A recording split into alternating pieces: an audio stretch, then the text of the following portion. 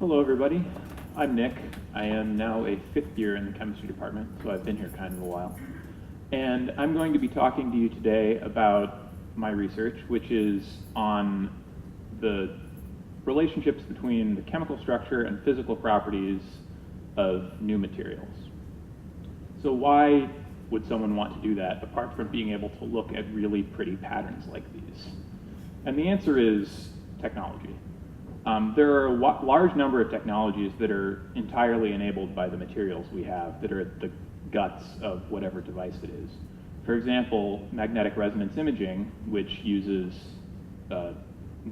particular types of magnets to take images for medical purposes, isn't really possible without the material that you use to make those magnets. In the same way, LEDs, which stands for light emitting diode, you really can't make unless you have that emitter part, and that's a materials problem. So for making new devices, what you care about are those physical properties. You want to emit light at a particular wavelength with a particular intensity. You want to be able to generate some magnetic field of a particular magnitude in a particular space. But to make those sorts of materials with those sorts of properties, it's not always straightforward. And in a lot of cases, it really is make something, measure it. If you got what you want, great, sell it to people. If you didn't, then kind of just make something else and see what works. So what I want to do is try to approach that by looking at the atomic structure and then relating exactly what the atomic structure of your material is and what features in that structure will give you particular chemical properties. So that means that the structure that I'm looking at ends up being important. And structures can vary a lot. This is gold, and this is pretty much exactly what you would get if you pretended that gold atoms were cue balls, put them in a box, and tried to stuff as many in a box as you could.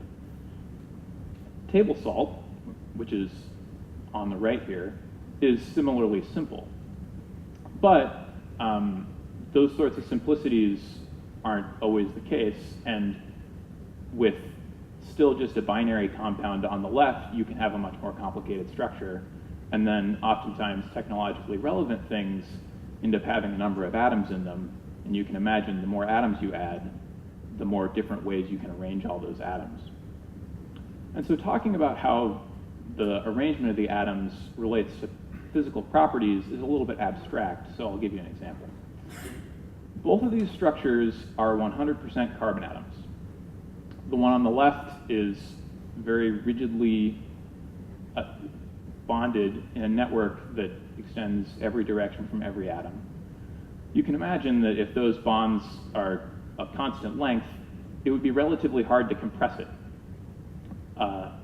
The other structure is layered, and you can imagine that if you were trying to compress it in this direction, your layers would more or less just slide along one another. And that's exactly what happens. The very incompressible structure is diamond, which is the hardest material we know, which, based on that description of the structure, really isn't that surprising. The other one is graphite, which is very soft, and actually what we use is pencils. So when you're writing with a pencil, you're actually sliding off sheets of graphite onto a piece of paper, and those sheets are black, and the paper's white, so you can see. And that's a really nice structural relationship. If you want to make something that's soft, make something that looks kind of like graphite. If you want to make something that's really hard, make something that looks like diamond. But there are a lot more complicated physical properties, magnetic properties and electronic properties, the sorts of things that you'd care about for a lot of modern devices are a lot more complicated, and we really just don't have design rules like that for those sorts of properties. So what I try to do is I make materials that no one's ever made before, understand exactly what their atomic structure is, measure their physical properties, and then when I've made a family of materials like that, I can try to relate what those properties are to particular features of the structure and come up with design rules for making new materials. That's a great model for research, and it leaves us with the relatively important question of how do you determine the structure of something? Atoms are pretty small. You can't just take a microscope and look at them. So we need a technique that's resolved enough to look at very small things. And that technique is X-ray diffraction.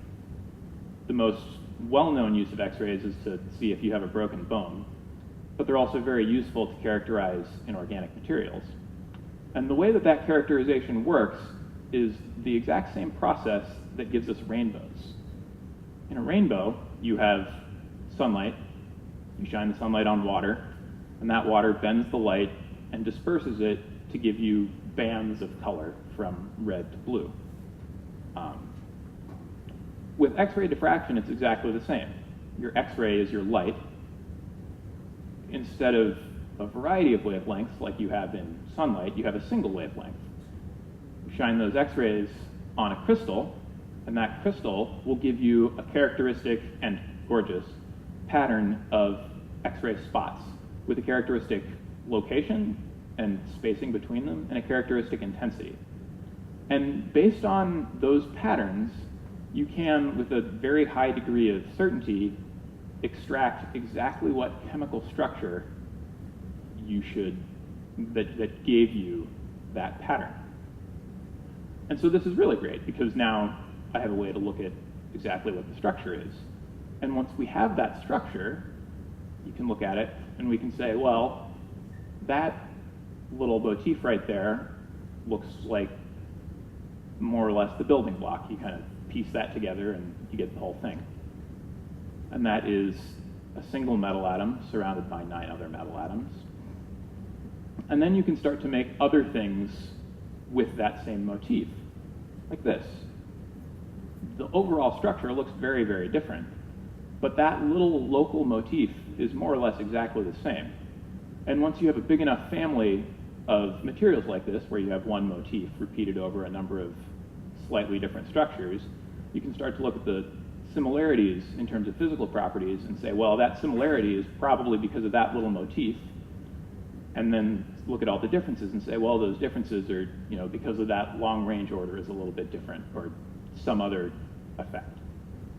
And so that's essentially what I do.